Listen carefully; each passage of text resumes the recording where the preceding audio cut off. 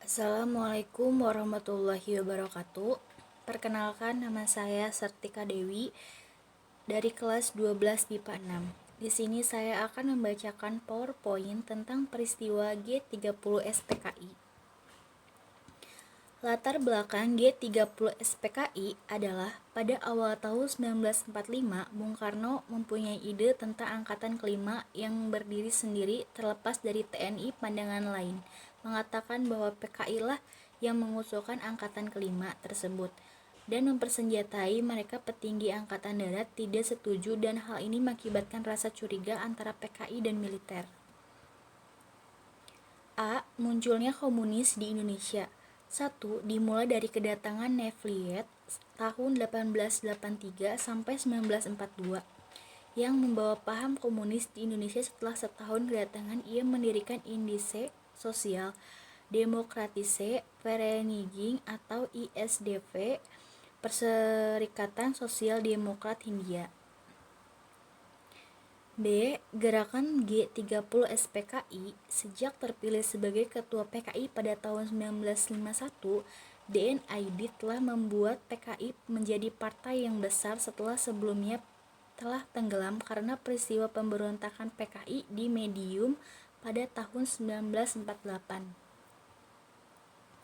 C. Penumpang gerakan G30 SPKI dan pembekukan PKI.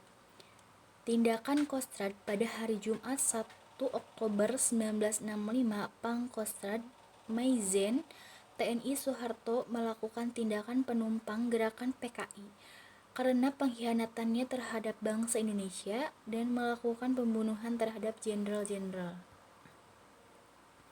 Tanggal 3 Oktober 1965 sekitar pukul 17.00 ditemukan timbunan tanah dan sampah diperkirakan sebagai tempat penguburan. Kemudian dilakukan penggalian terhadap timbunan tanah dan sampah tersebut yang ternyata adalah sebuah sumur tua.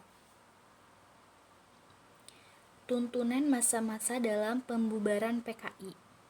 A. Reaksi partai politik dan organisasi massa. Parpol maupun ormas belum menentukan sikap karena sama sekali tidak mengetahui apa yang sebenarnya terjadi dan latar belakang terjadinya peristiwa G30 SPKI. B. Tindakan spontan massa terhadap PKI. Pada tanggal 8 Oktober 1965 mulai terjadi aksi-aksi massa penyerbu gedung-gedung kantor PKI serta ormas-ormasnya. Trituntutan rakyat atau Tritura. 3 buah tuntunan yang kemudian dikenal sebagai Tritura yang isinya adalah pembaruan PKI, pembersih kabinet dari unsur G30 SPKI, dan penurunan harga dan perbaikan ekonomi. Kesimpulannya, akhir dari Orde Lama ditandai oleh tragedi nasional yang bisa disebut Gerakan 30 September yang dilakukan oleh Partai Komunis Indonesia atau PKI. Hal ini merupakan usaha mengganti Pancasila dan Undang-Undang Dasar 1945 dengan ideologi komunis. Inilah bahaya terbesar bagi Pancasila Undang-Undang Dasar 1945 yang pernah dialami oleh bangsa Indonesia. Sekian dari saya, mohon maaf bila ada kesalahan penyebutan. Terima kasih. Wassalamualaikum warahmatullahi wabarakatuh.